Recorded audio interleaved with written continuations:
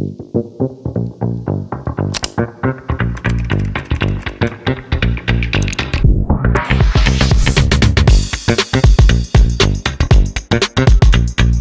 everybody and welcome to episode 1 of this course. Now in this episode we're going to be talking about basic market structure. Now when we talk about market structure, there's one main concept that you need to get your head around, okay? And it's the concept of impulses and corrections. Impulsive movements in price and more corrective movements in price. Now these impulses and corrections will make up the majority of the moves in the market. And what I mean by this is when we go deeper and talk about the nature of the market is divided into either impulsive phases or corrective phases. So it will always either be in one of these two phases, and it's up to us to actually identify, okay, am I in a impulsive phase or am I in a corrective phase? And then we need to try and utilize that understanding, okay, and try and build on that to give us either entries where we think price may continue in a given direction, or where we think price may actually be pulling back and, starting that corrective phase, okay. And we need to try and find these areas, understand that nature, and this will actually benefit us in the long term, okay, to actually be able to put all of that into some form of trade idea. So if we look at the chart, okay, I have the 4-hour time frame on here, and we're just going to go through price now and just discuss the types of movements that actually occur, whether it's impulsive, whether it's corrective, and just try and get a better understanding of the ways in which these impulsive and corrective phases can actually be presented to us in the market at any given time. Because remember, we know that price has to either be pushing to the upside, pushing to the downside, or in more of a sideways consolidation period. So once we understand what we're actually seeing, okay, we can use that to our advantage to find the best trades possible. So if I was to draw out, okay, what I mean when I say an impulse versus a correction, okay, it would look something like this. Now in an impulsive leg, you'll see that price is moving, okay, strongly to the upside, okay. When we're in a corrective leg, price will be pulling back, okay, from this impulsive move to the upside, and that can be seen in many different ways, okay. We may get more of a flat continuation like this and then a push higher, okay, and that might be what we actually identify as our impulse, our correction, followed by another impulse, okay. Now remember, each either impulse or correction is always followed by the opposite one, because a correction can last for any amount of time, but it will always be followed eventually by another impulse, and an impulse won't last forever, and eventually it will be followed by some form of correction. Now once you understand that concept of impulse and correction, okay, we can actually put that onto the charts, and you'll see that the price is always either impulsive or it's corrective. So if we just zoom out now, okay, what we can actually do is look over price action, okay, on a much larger scale, and try to understand the areas of impulsive price action and the areas of corrective price action, and the types of things that it was actually doing during those periods. So if we start down here, okay, what can we actually see? Well, you can see how we had a very strong, okay, impulsive leg in here. Price then pulled back, which is this area of price action in here. Price then became impulsive again in this area in here. We then pulled back, followed by another impulse in here. You can see price then pulled back again, before eventually moving higher and actually starting another impulsive move to the upside. Now, when you see all of the individual candlesticks moving up and down, price may be quite confusing to read. You may start thinking, am I in an impulse? Am I in a correction? But it's all relative to the time frames you're looking at, okay? And sometimes it's best to just zoom out and actually look at the general nature of the market. Am I in a correction or am I in an impulse? Now, obviously, impulses and corrections can be seen on all time frames. This is just the 4 hour. You can see impulses and corrections all the way down to the 1 minute or even the seconds time frames. Okay, but when we want to get involved in trades, it's important to know which direction price is moving. Okay, so we can capitalize correctly on either impulses or corrections. And we want to make sure that we are protecting ourselves in more consolidating markets. Okay, and that'll be areas where price is pulling back, or you'll see very small body candles, okay, and larger wicks, and that'll represent a consolidation in price where it'll be a little bit more choppy and there'll be a little bit more indecision in the markets. Okay, so we want to be able to work out which of these phases we're in, okay, and then capitalize on either one of those. So, you know, if we keep looking up here in price, you can always see we're either in a impulsive phase, okay, which is like this area in here, or we're pulling back into some kind of correction. We're impulsing, okay, we have a small correction in here, we impulse, okay, and then we actually start to break down here. And here's where it gets interesting, because yes, the market is divided into impulses and corrections. However, sometimes we can actually get deeper corrections, okay, which can actually look like an impulse in the opposite direction, but what's actually happening is we're actually creating a larger structure, okay, and it will actually be a longer and deeper consolidation in price, okay, which will be seen as a much larger correction. And this is a good example of that here. So what you can see in this area here is that price was impulsive, it pulled back in here, and it became impulsive again in here. Then we reversed, okay, this looks like an impulse in here, okay, and then we started this big consolidation area of price action in here, where you can see that we're moving quite sort of slowly. There's lots of up and down candles, okay, very sort of choppy price. It's not making any real, you know, movements to the downside, okay, and what we need to be able to do is understand the difference between these different phases. You can quite clearly see that this phase in here looks very different to either, you know, this impulsive area in here, or even this impulsive down leg in here.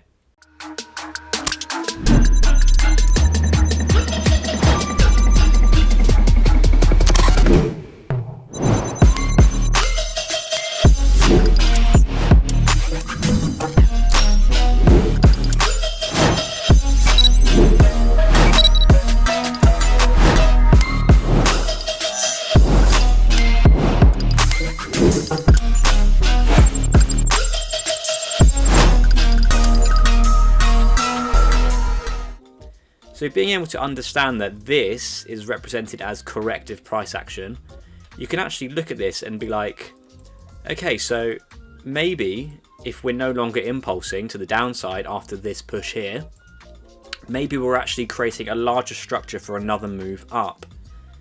And what that then looks like is this whole leg becomes the impulsive leg, because we're constantly breaking higher, okay? Price is always moving higher eventually. And then this area in here can be seen as more of a corrective pullback in price. And then eventually what happens is price then pushes back up, okay, and we start to see those more impulsive legs to the upside, okay, in these areas in here. And that is what gives us our next impulse to the upside. So that's kind of how you need to actually read between the lines when it comes to price action, okay, understanding the different phases, whether we're impulsive or whether we're corrective, okay, looking for those sort of corrective flags in price. Now, you know, like I said, corrections can occur in many different ways, and I'll just draw up a few examples here just so you get an understanding of the different ways in which corrections can actually be presented to you. So of course, you know, you can see that we have, for example, you know, an impulsive move in here, which might look like something like this, okay. We then may get a deeper consolidating move back, okay, which may look something like this, okay. And then we may see a nice strong move up and something like this. So if I was to look at this on the chart, okay, you may think to yourself, okay, are we in an impulse? Are we in a correction? Which phase are we in? And it's being able to understand are we progressing in the market, or are we holding where we are in any given price levels? So you can see in this area, we're actually always progressing upwards. Okay, you can see we're progressing up, a small pullback, progressing up, a small pullback, and a progression up. Now in this area, you can see that we're not so much doing that. We're not, you can see we pushed down, small pullback, not really much progress, pullback, a little push up, no pullback, okay, just a push down and then a move up, not really much, maybe a little move down. So you could say this is a small leg to the downside. But overall, if we've got a much larger impulse, okay, by looking left and seeing that we have a much larger impulse, you'll be able to realize that, oh, actually, we're in what was known as a larger and deeper consolidation before the next impulsive move to the upside. Now, when I actually just show you one of these individual moves here, okay, where you have a push up, a pullback, and a push up, even this can be viewed in a number of different ways. Okay, and now let's have a little look at that now. So what you can have is a push up, and this correction, okay, can be viewed in many different ways. Now you may get quite a deep correction where you may see something such as this, okay, where price moves quite deep. It won't take this low level out in here, and then you'll see price move back to the upside, okay, and that would be seen as quite a deep correction. Now another way in which this could be seen is an impulsive move and a much flatter correction, okay. You may get something along the lines of this and then a push up. Now in this situation, okay, you can see the angle of this correction is much flatter, okay, and price didn't want to push all the way down and consolidate deeper. It was quite happy just holding at this price level in here before pushing on. And you can see that this is the two different types of pullbacks that you can actually have within one given leg of impulse, correction, impulse. And it's all about just understanding that, okay, that this sort of pullback or flag can be viewed in a number of different ways. Now there are a few other different more technical versions, but we will get into that in a later episode. Okay, but right now what I want to do is just show you how we can actually utilize a trend line just to give us an understanding of, are we in an upwards moving price or are we in a downwards moving price? And of course, upwards moving price action is referred to as bullish price action, and downwards moving price action is referred to as bearish price action. So we want to identify, are we in a bullish trend or are we in a bearish trend? And the easiest way to actually identify whether we're in either one of these trends is to use a simple trend line. So let's have a little look at that now. Okay, so again, when we look generally at price, we can either identify that price is impulsive or price is corrective. Now to actually see if a trend may be finished, okay, we may be moving in a different direction, what we can do is actually look at the highs and the lows of any given pullback, okay, and we can, or impulsive leg down, and we can actually join these together to form some kind of trend in any given direction. Now for example, this area of price in here, okay, it may be an impulse on certain time frames, but it may be a correction on other time frames. As you can see, we have this leg of price in here, which may be seen as an impulse on a certain time frame. This could be seen as the pullback, okay, on that time frame, and then this would be seen as a much larger impulse move down. However, if we just zoomed in a little bit, what we can now see is an impulse in here, followed by a corrective period, followed by a more impulsive period in here. And this is the idea that the markets are actually fractal in nature. Now what this means is that having a fractal market means that whatever time frame you're on, you'll be seeing the same things, but it'll just be on a different time scope. So what I can see on the daily time frame, okay, could be an impulse, correction, impulse.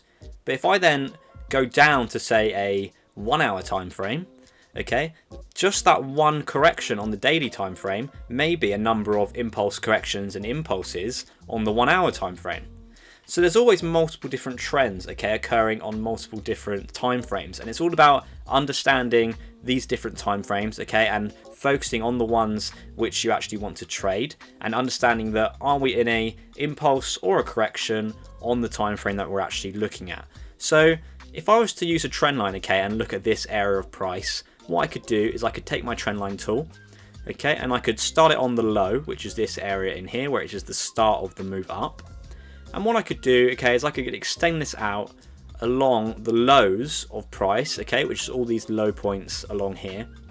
And we can extend it out, okay, and try to understand where we are in price, okay, and are we either in a upwards moving trend, so a bullish trend, or are we changing to a bearish trend? Now, if we put price, okay, along this area in here, what we can see is that price is pushing up, it's pulling back, it's pushing up, it's pulling back, pushing up, pull back, it's pushing up, okay, and then it breaks in here, pushes up, and then we get another break in here. So what this means is, okay, there's actually two areas in which you could use this trend line tool. First of all, you could put it along these base lows in here, okay, and that would actually show you that there's multiple touches, okay, of this trend line before eventually we break in here. The best time to take action is now. What are you waiting for? Tired of struggling with market direction? Want buy and sell indications at a click of a button? Who wouldn't? Check out TradeDork's buy and sell indicator today at TradeDork.com. Now, by using, you know, all these different lows in here, okay, it develops this nice moving upwards market, okay, and then it gives us an idea that price may be looking to reverse once we actually break that trend line. So once we break that trend line, okay, it gives us an idea that maybe we're now going down. So this is where we would then be looking for, you know, areas of interest to take sells, okay, looking at our resistance levels, which we'll go into in a different episode, okay, and looking for areas in which that we think price will reverse from and give us a nice trade to the downside. So as you can see, once price breaks this area, okay, we start to pull up, but then we start to move back down and we begin our impulse to the downside. So having that understanding, okay, of this trend line, it allowed us to identify when the market was changing trend, okay, and then we can understand that now we're actually moving bearish. How long is this bearish trend going to last for, okay, and what can we actually do about that? Now, as you can see, we become very impulsive to the downside and we actually break very impulsively down in here. So it's important to be able to update your trend lines, okay, to understand that slope. Now, obviously you want, you know, a couple of points on, you know, your downwards moving price action, something along the lines of this, okay, and this will give you an understanding of, okay, so yes, we're moving down, we're pulling back, we're moving down, we're pulling back, we're pushing down, pull back, breaking lower and lower and lower.